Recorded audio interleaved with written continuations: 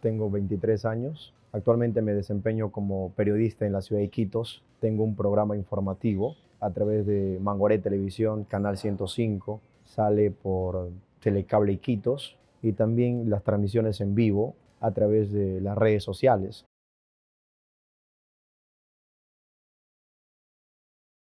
Y el trabajo que hemos realizado los periodistas en tiempo de pandemia ha sido pues muy complicado. Un panorama en lo personal, algo nuevo. He podido experimentar y he podido vivir una crisis emocional bastante terrible, porque en ese tiempo yo me desempeñaba como reportero de calle, hacía mi trabajo en el campo. Entonces, y los periodistas cumplían un rol muy importante para poder mantener informado a la población. Y estas experiencias de alguna u otra manera han podido influenciar en mi vida personal, en mi vida profesional también.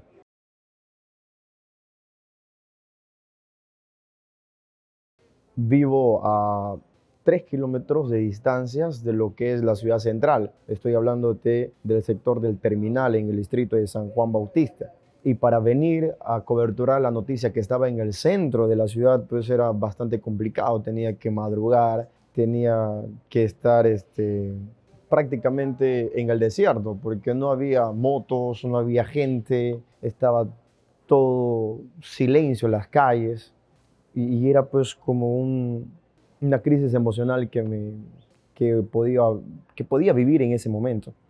Y muy aparte del silencio, del desierto que uno estaba viviendo en ese entonces, y ver pues que gente se desesperaba por el tema de la economía, por el tema de los alimentos y principalmente por el tema de la enfermedad, porque hay familias que madrugaban, ¿para qué? Para comprar pues el arroz, el azúcar, ¿no? Los víveres, y tú te ibas a la bodega, en los centros comerciales había extensas colas. Gente que de alguna u otra manera no se ha planificado, falta de educación financiera y que vivían del día a día, principalmente los motocarristas. Se cerró las calles, se cerraron los negocios, vivo las restricciones y familias que estaban esperanzados de un motocarro, no tenían los documentos, tenía que encerrarse. Entonces, eso ha hecho que familias que estén esperanzados en que algún político o alguna persona vaya a su barrio llevando 1 kilo de arroz, 1 kilo de azúcar. Entonces, y las personas que iban, ya sea políticos o instituciones públicas y privadas, iban a apoyar a los asentamientos humanos, es ahí donde miraba muy de cerca pues la desesperación por querer tener una bolsa de pan. Entonces, recuerdo que la gente no podía salir y algunos amigos empresarios me llamaban, ¿sabes qué, Piero? Tú que estás en la calle, ven, lleva esto. Entonces, yo era como una especie de mensajero, llevaba los productos a tal parte. eh, Gente que tenía posibilidades económicas me apoyaba con 10 bolsas de panes, un saco de arroz, un saco de azúcar, y eso yo lo dividía, ¿no? Le ponía 1 kilo, 1 kilo, 1 kilo, y me iba a los asentamientos humanos y estaban como que a punto ya de colapsar, porque gente que estaba esperanzado del motocarro, gente que estaba esperanzado de la venta de todos los días, pero gente que no ha podido, como se dice en el argot criollo, no ha podido guardar pan para mayo. Entonces la crisis estaba y estaba para poder sobrevivir con lo que teníamos. Entonces hubo una desesperación por querer adquirir los alimentos, y en ese entonces también hubo un pánico por las muertes. Recuerdo claramente porque el trabajo del reportero es visitar las comisarías, visitar los hospitales. Son puntos estratégicos donde está la noticia. Yo ni bien salgo de casa, voy a la comisaría y después voy a los hospitales. Si no hay nada en la comisaría, ha de haber algo en los hospitales. Entonces, y así sucesivamente. Adicional a los accidentes de tránsito o notas policiales que pueden suceder en las calles. Entonces, esperando que alguna novedad para poder informar a mi audiencia, entonces llegó un señor agitado, cansado, y, y se murió prácticamente en mi delante, en presencia de algunos colegas periodistas que estaban. Entonces, y esa noticia, muchos colegas, muchos medios de comunicación, o sea, han tenido que informar así a la volada, ¿por qué? Por querer tener la primicia. O sea, anciano muere a puertas del hospital. o sea, algo así. O sea, titulares amarillistas, titulares sensacionalistas.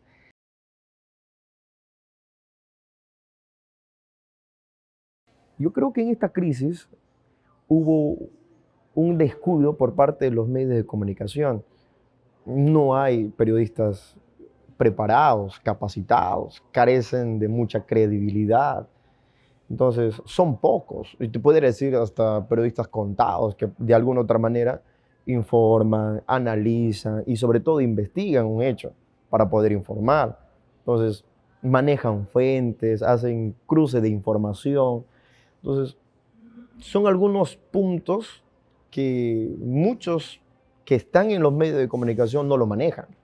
Entonces, y estar en esa crisis emocional, en esa crisis psicológica, y ponerlo pues un título sensacionalista es para que a la persona le agarre un paro cardíaco. O sea, eso vende. O sea, eso es lo único que se justifican algunos colegas. No, pero ¿por qué? No, eso vende. No, pero ¿por qué pone? No, pero ha tenido tantos likes, ha tenido tantos compartidos. Y esa es la única justificación, sin pensar que cuánto daño estamos realizando a un sector de la población que quizás no esté preparado. Todos estaban encerrados, nadie quería salir. Entonces, éramos pocos los periodistas que salíamos a la calle. Éramos pocos y contados. Yo salía pues a las 4 de la mañana, regresaba a las 2 de la tarde, almorzaba y otra vez salía y regresaba a mi casa a 11, 12 de la noche. Hacía las transmisiones en vivo por las redes para mantener informada a la población de cómo están las calles. O sea, era silencio. Las principales avenidas como la Quiñones, la Próspero, la Arica, donde es un ajetreo por los centros comerciales, silencio. O sea, es más, ni siquiera había basura en las calles. Era todo un desierto. Entonces, eso hacía las transmisiones en vivo, principalmente cuando daba el toque de queda, ¿no? 6 de la tarde, después pasó a las 9 de la noche, después a las 10 de la noche y así sucesivamente.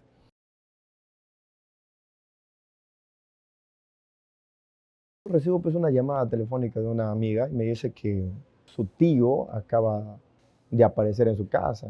Cuando su familiar han dado los sentidos pésame a través de las redes sociales porque ha muerto y todo lo tenían ya prácticamente en el olvido, ¿no? Ya murió y murió porque en esa desesperación no hubo, ¿sabes qué, señores? Familiares de Julián de tal, ven, reconozca a tu paciente, acaba de fallecer, llévalo a tu casa, velar. No, o sea, morías, te embolsaban y te llevaban. O sea, era así, de escalofriante era la situación. Entonces yo no creía. Cuando me dice que murió, o sea, está incluso el acta de defunción, todo documentado. Pero ¿cómo es esto? Entonces, y yo en ese momento, pues es como que para quedarse en shock y tomarle la foto y lanzar la noticia, pero no. Entonces, hubo una especie de un paciente de trabajo, ¿no? Conversé con la familia, conversé con algunos amigos, los contactos que tengo en los hospitales, si es verdad, si es mentira, otros decían, no, esto es un chisme, entonces, ¿cómo puedes creer? O sea, nadie creía, nadie creía recopilando la información, incluso buscando las redes, y verdaderamente la familia le ha dado, queremos informar que mi tío acaba de fallecer, o sea, todos estaban tristes. Conversé con la hermana y todo, y era efectivamente lo que estaba pasando, el señor murió, o sea, y al tercer día apareció en su casa. O sea, era como una novela tan parecido a la historia de Jesús. O sea, murió y al tercer día resucitó, algo así. Entonces, pero qué coincidencia que este señor murió y al tercer día resucitó, era para no creer. Pero conversé con la familia y era efectivamente lo que estaba pasando. Entonces, los mismos médicos en ese caos que estábamos viviendo en nuestra ciudad de Iquitos, se han dado por escondidos, o sea, no querían trabajar por el temor al virus. Imagínate, ellos que conocen de la salud, ellos se morían sus colegas.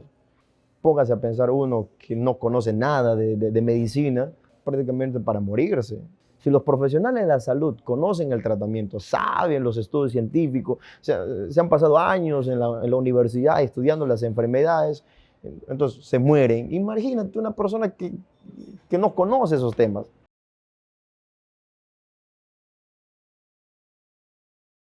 Conversando con la señora me dijo que sí. O sea, El doctor te miraba y te decía, no, esto es COVID. O sea, esto es COVID. Incluso las enfermeras tenían miedo de tocarte, de agarrarte, nada. ¿Por qué? Porque el virus te infecta, ¿no? Mantener la distancia social y todos los protocolos de bioseguridad. Pero aquí un dato muy importante, que no le sacaron la prueba al señor. O sea, ni siquiera hubo un examen para que diga, no, efectivamente tiene COVID. Simplemente llegó al hospital Iquitos, ¿no? Que es el hospital más cerca a la familia, o sea, la vivienda. Llegaron y le dijeron, no, esto es COVID. Tienes que tener en cuenta que hubo un nosocomio, o sea, se pudiera decir el más grande en Iquitos, que ha sido destinado precisamente para pacientes COVID y era llamado pues el hospital COVID, que es el hospital regional. Entonces, solamente COVID en el hospital regional. En los otros hospitales era pues dolor de cuerpo, chikungunya, o sea, y así, entre otras enfermedades. Entonces, fue trasladado del hospital Iquitos al hospital regional.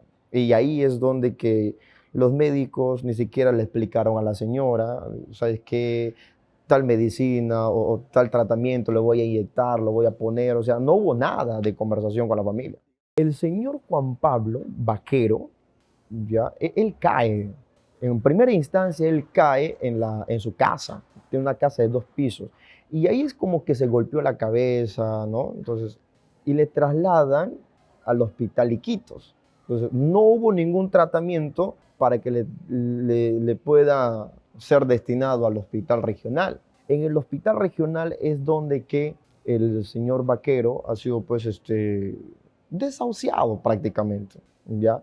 Porque no hubo, o sea, un tratamiento, ¿sabes qué, señora? Esta medicina lo voy a poner a tu paciente, nada. Simplemente lo vieron y lo inyectaron alguna medicina. La señora refiere que ha sido un líquido blanco, y no hubo conversación con la familia, no hubo conversación lo que refiere la señora. Entonces, incluso a la señora Purificación le mandaron a comprar con una receta, Pamper, algunas medicinas en la farmacia. Entonces, ella fue y al regresar ya no estaba su paciente.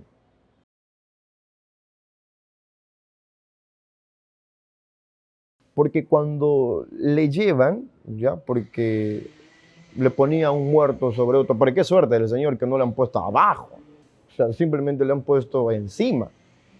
Y es por ello que quizás no ha sentido una aflicción, no se ha prácticamente. La medicina, la señora que refiere que le ha puesto un líquido blanco, parece que ha sido una medicina para que, no, o sea, para que aquí nomás acabe con su vida. Solo que no le han puesto completo, porque el señor se desmayó, entonces no despertó. Entonces, y así fue llevado al hospital, a la morgue, de la morgue fue llevado al botadero, porque no hubo cementerio COVID, es un botadero, una fosa común y ahí le botaban a todos los muertos. Es una responsabilidad. ¿Por qué? Porque los políticos estaban divididos. Los políticos, cada quien trabaja a su conveniencia. Entonces, el señor fue votado allá y en horas de la madrugada es donde él reacciona. Él, ¿qué es lo que está pasando? ¿Dónde estoy? ¿Ah? Entonces, ahí el Señor se levanta y como la historia de Jesús, pues, ¿no? Resucitó de entre los muertos, porque estaba dentro de los muertos, dentro de los muertos. No solamente estaba él, había varios muertos. De ahí se levantó el señor Vaquero. Se levantó, caminó y no tenía prácticamente, no recobró muy bien la memoria. Caminó hasta se fue a parar en el puerto de Masusa. Entonces, en el puerto de Masusa, todo así, cochino, todo características, ¿no? Cuando uno sale de entre la basura, entonces. Y la señora estaba descansando, pues al tercer día ha sucedido esto. La señora estaba descansando y va y le ve a su hermano en la puerta. Pero estaba descansando en una hamaca. Escuchó el nombre que le llamaba y le vio a su hermano y pensaba que estaba durmiendo, que era un sueño, algo así, una imaginación. Y era realmente su hermano que estaba en la puerta de su casa, después de 3 días que le han informado que ha muerto. Y así sucesivamente es como que el Señor ha venido poco a poco recobrando la memoria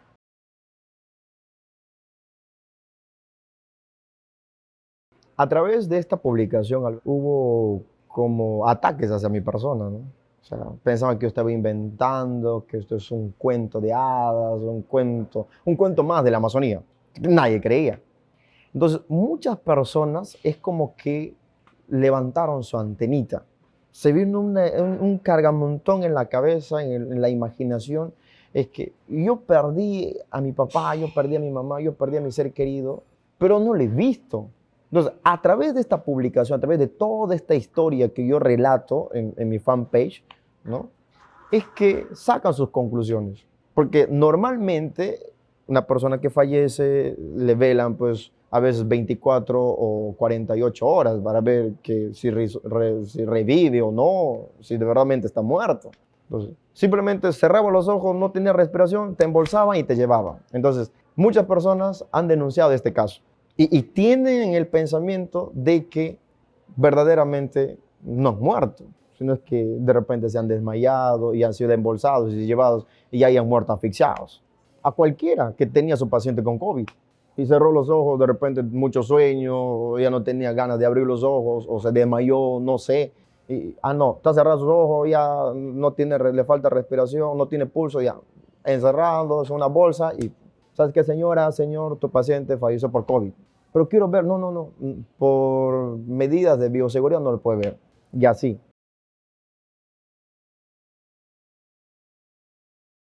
No hubo un plan para poder afrontar el, y nadie se estaba preparado, por donde tú lo veas, porque cada uno estaba trabajando por su lado. Gobierno regional, Mainas, municipalidad, no hubo unión. ¿Sabes qué? Yo como gobernador, como administrador de los recursos de esta región, llamo a una reunión, aunque sea virtual, con los alcaldes. ¿Qué medidas podemos tomar para poder afrontar esta situación, esta crisis? Entonces, viendo la negligencia de las autoridades, es allí donde nace el proyecto Raimundo Portelli con el padre Miguel Fertes. Ellos es donde que hacen una campaña para que faltaba oxígeno. ¿Dónde está el gobernador? ¿Dónde están los alcaldes? Todos estaban encerrados porque son hipertensos, porque tienen diabetes, porque ya tienen una mayoría de edad. Estaban encerrados y no querían salir. Entonces, no hubo nadie para poder decir, no, este plan vamos a continuar todos como pueblo, como distrito, para contrarrestar el virus, para contrarrestar la enfermedad. Todos trabajaban por su lado.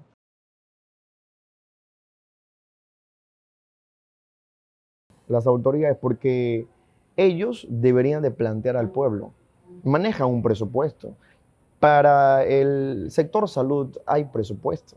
Para el sector de educación hay presupuesto. Y en casos extremos como lo que nos hemos pasado, es donde se manejaba bastante presupuesto y en estado de emergencia era para poder hacer todo y contrarrestar esta enfermedad. ¿Por qué? Porque es indignante en media crisis, en medio sistema de muertes en las calles, de hambre, de todo, funcionarios del gobierno regional ofreciendo medicina a través del mercado negro. O sea, es ser tan sinvergüenza, poca empatía. Y me atrevo a decir que son unos desgraciados. El hospital que no han construido, fíjese que ha llegado el tiempo para poder entregar el hospital Iquitos. O sea, y se pasaron, se aumenta el presupuesto, se extienden los tiempos y autoridades que pasan solamente están preocupados en hacer obras, firmar proyectos y recibir su diezmo, porque hay proyectos que se deberían de concluir y la autoridad que está en gestión no le interesa o no hay poca preocupación. ¿Por qué? Porque no es de su gestión. Porque ese proyecto no es de su gestión, sino son de gestiones pasadas. O sea, hay egoísmo. Imagínense todo esto que nos ha ocasionado, simplemente por el egoísmo de las autoridades. Y el principal responsable de todo esto, con toda seguridad te puede decir el gobierno regional de Loreto, encabezado por el poco liderazgo que ha tenido el propio gobernador.